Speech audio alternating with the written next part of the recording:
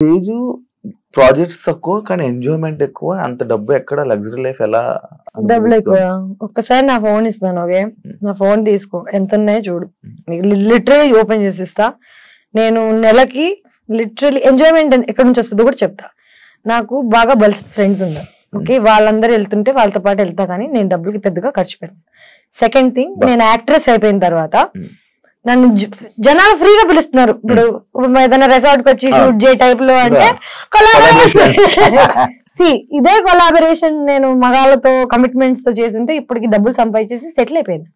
నేను car last year exact. So ఒక car కొనుక్కోవడానికి నాకు 15 ఏళ్ళు పట్టింది ఇండస్ట్రీలో. అంటే నేను ఎంత స్లోగా డబ్బులు సంపాదిస్తున్నాను అనేది జనాలకి తెలియాలి. స్లోగా కూడా కాకుండా ఇంకొక దూల ఫ్యాక్టర్ ఏంటంటే, 5 లక్షలు సంపాదించాను అనుకో, ఇంకా సంపాదించడం ఆపేసి అది ఖర్చు పెట్టేదాకా తిరుగుతుంది. చిన్న పిల్ల మనస్తత్వం. ఓకే, నీకు ఇప్పుడు అర్జెంట్ గా 50,000 ఇచ్చారనుకో, నువ్వేం చేస్తావు? ఖర్చు పెడతాను. నేను ఫస్ట్ వెళ్ళిపోతే టికెట్ కొనుక్కొని ఎక్కడొక్కడికి వెళ్ళిపోయి ఎంజాయ్మెంట్ అనేది అందరు మీరు చూస్తున్నారు ఇన్స్టాగ్రామ్ లో తప్ప నా డైలీ లైఫ్ ఎవరు చూడు. 24 hours నా ఫుటేజ్ చూపించాను అనుకో చచ్చిపోతారు. సో నేను ఇంట్లోనే ఉంటా, 10 ఏళ్ల నుంచి ఒకే ఇంట్లో ఉంటున్నా, రెంట్లు కట్టుకుంటున్నా, గత 3 ఏళ్ల నుంచి కారు లోన్ కట్టుకుంటున్నా, ట్రావెల్ చేస్తున్నా. ఏ అబ్బాయిని నా మీద రూపాయి ఖర్చు పెట్టనివ్వను, ఎందుకంటే ఖర్చు పెడితే వాళ్ళు మనల్ని నోన్ చేస్తాడనే భయం నాకు. సో ఎక్కడికి వెళ్ళినా ఖర్చు నేనే పెడతాను, ఫ్రెండ్స్ నుంచి బాయ్ ఫ్రెండ్ నుంచి అన్నిటి వరకు. సో నా దగ్గర డబ్బులు మిగిలవు, పని స్లోగా వస్తున్నా ఫాస్ట్ గా వస్తున్నా చేస్తున్నా, అందుకే వచ్చింది చేస్తున్నాను శివ. That's about it. నేను వెళ్ళి సార్ నమస్తే నాకు జాబ్ ఇస్తారా అని ఇది లేదు నాలో. అది కూడా రాంగ్ అయి ఉండొచ్చు. అబ్బాయిలో నీకు నచ్చని క్వాలిటీ ఏంటి? అమ్మాయిలు ఓపెన్ గా మాట్లాడితే వాళ్ళకి క్యారెక్టర్ లేదనుకోవడం, అమ్మాయిలు సైలెంట్ గా ఉంటే వాళ్ళు చాలా మంచోళ్ళు అనుకోవడం. అబ్బాయిలు పాపం వాళ్ళకి పెద్దగా ఇన్ఫర్మేషన్ లేదు. ఎవరైనా ఈజీ గోయింగ్ అమ్మాయి ఉందంటే ఆ అమ్మాయికి క్యారెక్టర్ లేదని ముందే అనుకుంటారు కదా. ఈ క్వాలిటీ అండ్ ఈ జడ్జ్మెంట్ నచ్చదు నాకు అబ్బాయిలలో. ప్రాబ్లం ఏంటంటే కొంచెం ఇట్లా వాళ్ళు అనుకున్న టైప్ లో ఉంటే then she's a nice girl, వాళ్ళు అనుకున్నట్టు లేకపోతే 100% షీఈ్ బ్యాడ్ క్యారెక్టర్ అనుకోవడం I think is a very bad judgement. Actual నువ్వు చెప్పింది ఇందాక ఇదే అనుకుంటా, మిస్టరీ ఆఫ్ మోక్ష ఐలాండ్ కదా.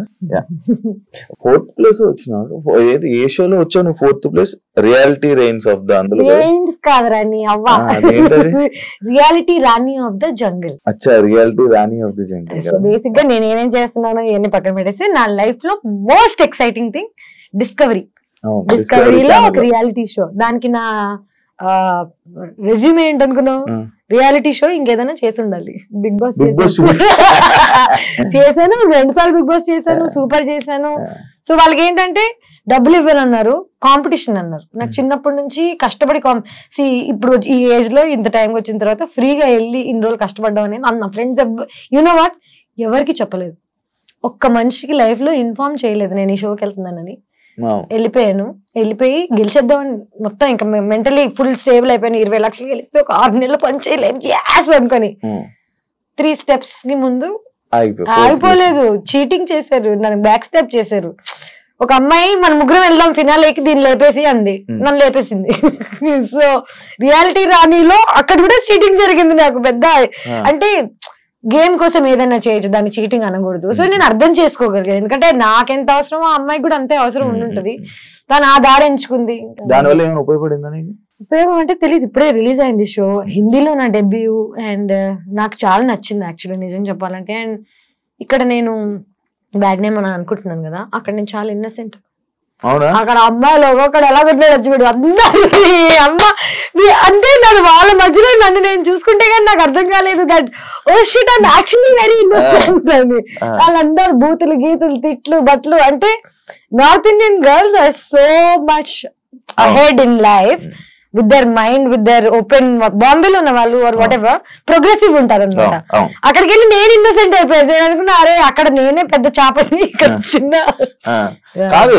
అది ఇక్కడ తీసుకురావాలని ఆలోచన వచ్చిందా నీకు? అలా నేను ఇక్కడ ఉండాలి,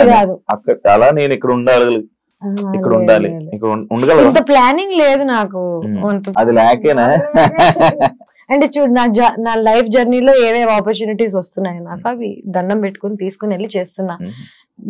రియాలిటీ స్టంట్ షో, ఫుడ్ లేదు, బెడ్ లేదు, ఒక రా గోట్ ఐబాల్స్ తిన్నాను, రా గోట్ పచ్చి గోట్ తిన్నాను రా, పచ్చి గోట్ బ్రెయిన్స్ ఇవన్నీ తినేసి నేను ఎంత కష్టపడుతున్నానో ఎవరికి తెలియట్లేదు. అందరు ఇంకా బికినీ మీద ఫోకస్ చేస్తే నేను ఏం చేయగలను. ఇవన్నీ చేశాను.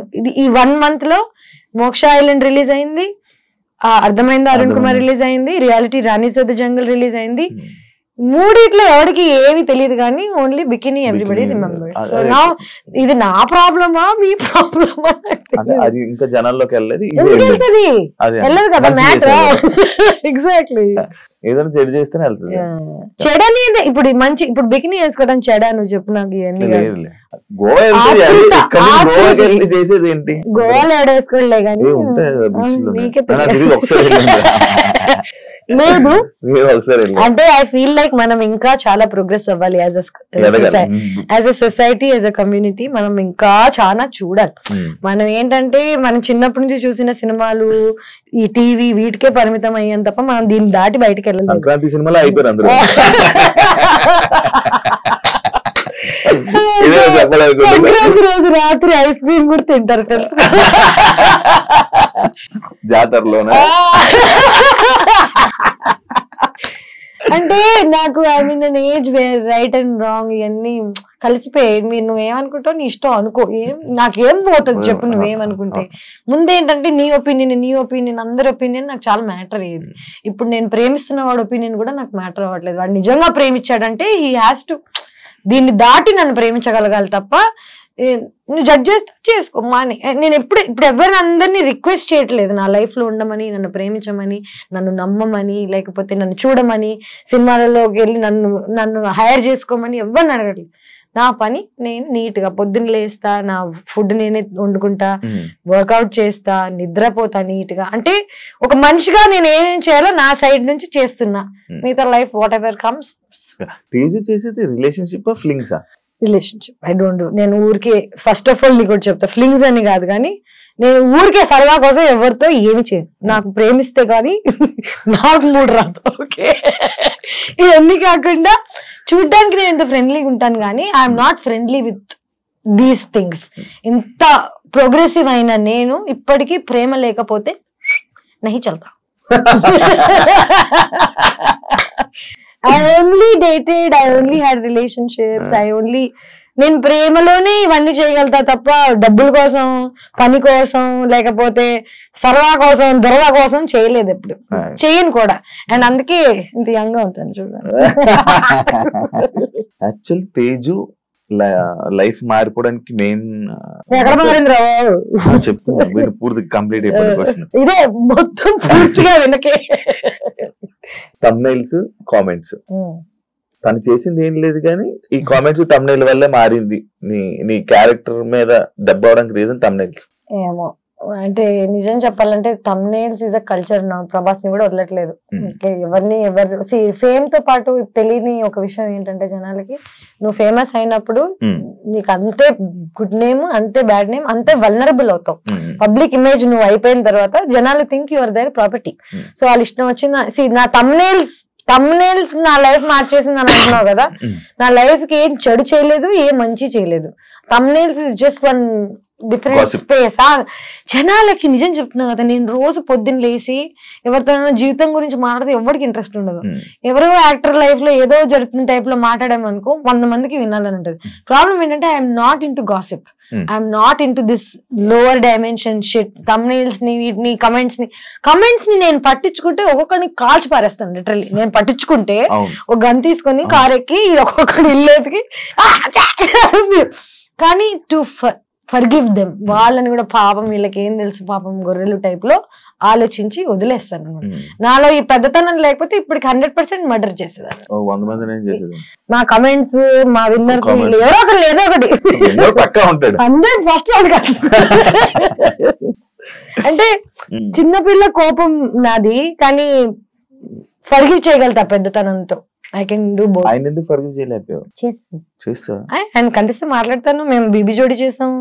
అవును ఆయన్నే ఫర్గివ్ చేసాక ఇంక ఎవరైనా ఐఎమ్ వెరీ సి ఎవరు నాకు వెన్నుపోటు పొడిచినా ఏం చేసినా జస్ట్ కత్తి తీసేసి బయట పడేసి ఇట్స్ ఓకే రా ప్లీజ్ ఇంక మాట్లాడకెళ్ళి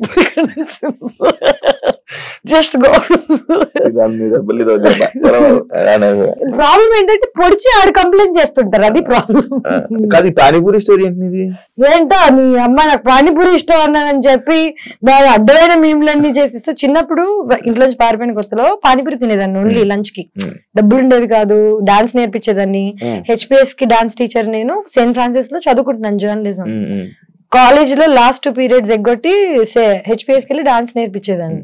లంచ్ టైమ్ లో అందరూ ఇంటి నుంచి లంచ్ లో గొడవ తెచ్చుకుంటే నాకు ఒక పానీపూరి బండి ఉండేది, టైం ఉండేది కాదు.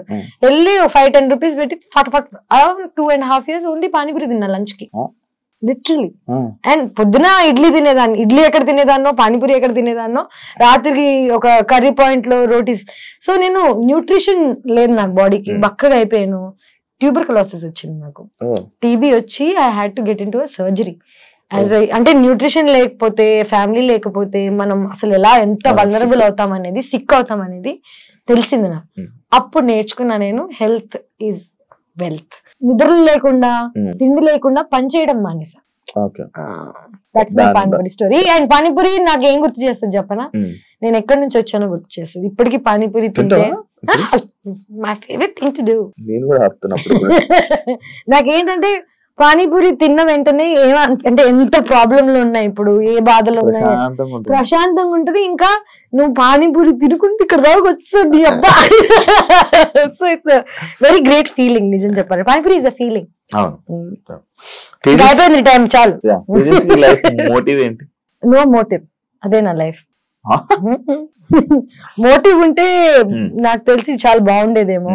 అందరు నీ గోల్ ఏంటి, నీ మోటివ్ ఏంటి, నువ్వు ఎలా బతుకుదాం అనుకుంటున్నావు, ఏం చేద్దాం అనుకుంటున్నావు నాకు తెలియదు భయ్యా, నాకు తెలియదు. నేను రోజు పొద్దున్న లేసి ఈ రోజు ఇక్కడికి వెళ్ళాలి, ఇప్పుడు ఈ రోజు నా పొద్దున మోటివ్ ఏంటో తెలుసా? టైం కి నీ దగ్గరికి రావాలి, టైం కి ఇంకొక ఇంటర్వ్యూకి వెళ్ళాలి, నేను వీటన్నిటి మధ్యలో ఫుడ్ తినాలి.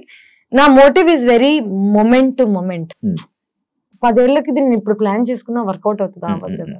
తేజస్విలోని ట్రస్ట్, దానాలు, ధర్మాలు అలాంటివి ఎక్స్పెక్ట్ చేయొచ్చా? అన్నాయా అవి? అవి ఎక్కువే, డబ్బులు లేవు సార్. నేను పబ్లిసిటీ కోసం చేయను కదా. ఇప్పుడు నా ఫ్రెండ్స్ కి ఎవరికైనా డబ్బులు అవసరం ఉన్నా, 10 ఏళ్ల నుంచి ఎవరికి ఏం అవసరం ఉన్నా ఐ గివ్. అండ్ ఒక్కసారి అడగను కూడా దేనికి ఏంటి అని. కానీ నాకు అవసరం ఉన్నా I have the same, like that's the kind of relationship I have. Problem ఏంటంటే నేను చేసినవి ఫోటోలు తీసి నేను వీళ్ళకి ఇది చేస్తున్నా వాళ్ళకి అది చేస్తున్నా అని చెప్తే ఆ చేసిన దానికి వాల్యూ పోతుందని నా ఫీలింగ్. ఇప్పుడు నేను ఒక ట్రస్ట్ కి డబ్బులు ఇస్తాను. వీకేర్ అని ఒక ఆర్గనైజేషన్ ఉంది, నేను వాళ్ళతోనే ఉండేదాన్ని చిన్నప్పుడు. ఇప్పుడు వాళ్ళకి తిరిగి నేను చేస్తున్నా చేయకపోయినా ఆర్ వాట్ ఎవర్, చేస్తున్నందుకు మాట వస్తుంది, చేయనందుకు మాట వస్తుంది. మనం చేసే మంచి సైలెంట్ గా ఉండాలి, అండ్ చెడు లౌడ్గున్నా నాకేం ప్రాబ్లం లేదు. So it's fine. 2024 లో తేజుకి మొత్తం ఇన్స్టా కొలాబరేషన్ లోనే డబ్బులు ఎక్కువ వచ్చాయి. 100%. నా జీవితం అంతా 30 lakhs వచ్చింటాయి ఈజీగా. బిగ్ బాస్ లో తెలుసు 30 lakhs వచ్చాయి. అంటే నెలకి నేను 3 పోస్టులు అనుకో, 10 నెలలు అనుకో, 10 నెలలు ఉన్నావా ఇప్పుడు? అవును, 3 పోస్టులు అనుకో. అంటే దీని 30 lakhs నా ఎంటైర్ ఎర్నింగ్స్ చెప్తున్నా, ఉట్టి ఇన్స్టాగ్రామ్ కాదు. బట్ నిజం చెప్పాలంటే that's the least I earned in a year. Bigg Boss కి వెళ్ళినప్పుడు దానికన్నా ముందు ఒక 5 ఏళ్ల క్రితం నేను ఇయర్లీ 50 lakhs సంపాదించేదాన్ని. అప్పట్లో కోవిడ్ కి ముందు డబ్బులు ఎక్కువ ఇచ్చేవాళ్ళు యాక్టింగ్ కి కానీ ఆర్ వాట్ ఎవర్. ఇప్పుడు ఏమైపోయిందంటే ఇన్ఫ్లుయెన్సర్స్ ఎక్కువైపోయారు. 5,000కి 10 మంది చేస్తున్నారు. నా దగ్గరికి ఎందుకు రావాలి? సో నన్ను I had to come down to my prices, నేను మళ్ళీ తక్కువకి పని చేస్తాను. సో తక్కువకి పని చేయడం స్టార్ట్ చేశాక ఎక్కువ మంది అప్రోచ్ అవ్వడం స్టార్ట్ చేస్తారు. సో సోషల్ మీడియా నాది 8 years నుంచి 1.1 million ఉంది. నేను రూపాయి ఖర్చు పెట్టలేదు, అట్రాక్ట్ చేయలేదు జనాన్ని, ఏమీ చేయలేదు. నా నిజాయితీగా నేను అలాగున్నాను. నీకు గుర్తుందా ఆ లైక్లు పడేటప్పుడు నేను చెప్పాను, మనకు పడాల్సిన లైక్లు మనకు వచ్చేస్తారా గుర్తు పెట్టుకొని. లైక్ లో అదొక్కటి బిలీవ్ చేస్తాను నేను. మన పేరు మీద రాసున్న డబ్బు, అబ్బాయి, ప్రేమ, బాధ అన్ని మనకు వస్తాయి. ఆపలే. నువ్వేనా? నేను కాదు, అదేం లేపింది కదండి, ఏడ్చుకుని వెళ్ళిపో. గుర్తులేదు నాకు. విషయం పెట్టి అన్నట్టు నాకేంటో బిగ్ బాస్ లో the worst thing about life is good memories you want remember. So నా గురించి ఎంత గుడ్ ఉంది కాబట్టి సో లైఫ్ లో నేను ఎంత గుడ్ న్యూస్, ఎంత నన్ను ఎంజాయ్ చేసిన జనాలు, లైక్ నేను మాట్లాడేది ఎంత క్యూట్ గా ఉన్నా ఎవ్వడికి గుర్తుండవు. బ్యాడ్ థింగ్స్ ఏమైనా ఉన్నాయి అనుకో, 10 ఏళ్ల క్రితం అయినా నీకు ఐస్ క్రీమ్ గుర్తుంది, బిగ్ బాస్ గుర్తుంది, ఎందుకు గుర్తుంటాయి? నేను అలా చూసారు ఆడియన్స్, అలా చూసేయడం వల్ల నేను అలా తీసేసుకోవడం వల్ల అదే మెయిన్ వెళ్ళిపోవడం వల్ల. ఇప్పుడు నన్ను చూసారు, నన్ను అన్నారు, ఇప్పుడు 100 మంది చూస్తున్నారు, వాళ్ళని అంటున్నారు. జనాల పనే అండం, మన పని వినడం. దాన్ని వదిలిపారా దబ్బడం. ఇది కూడా ఫ్లో లో ఇంకేదైనా వాడేస్తుందేమో అనుకున్నా. అంటే నేను తెలుగులో ఎక్కువ మాట్లాడాను ఎవ్రీ డేస్. సినిమాలు బెస్ట్, వెబ్ సిరీస్ బెస్ట్? పని బెస్ట్.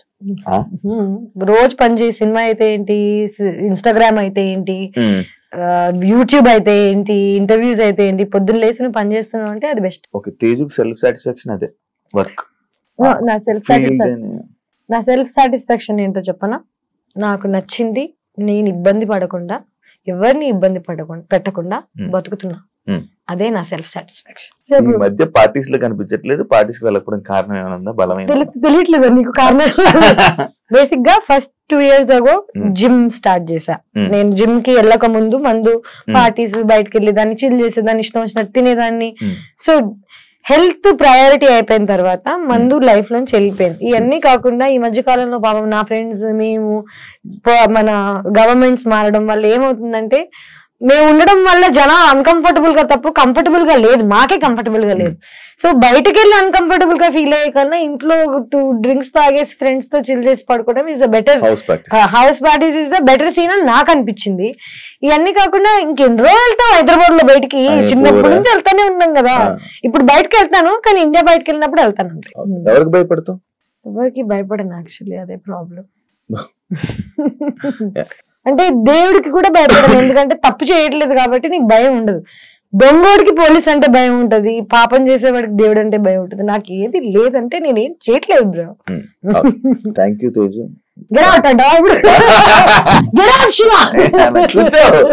ఇప్పుడు ఇంటర్వ్యూ మధ్యలో లేసుకుంటే మీ ఇష్టం వచ్చింది, ఫీల్ ఫ్రీ.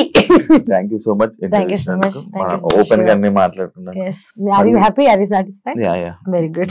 సాటిస్ఫాక్షన్ అయితే చాలు, వెళ్ళిపోయి. Thank you so much interview. చూసారు కదా ఇంటర్వ్యూ. ఇంకో గెస్ట్ తో మళ్ళీ మీ ముందుకు వస్తా. అంతవరకు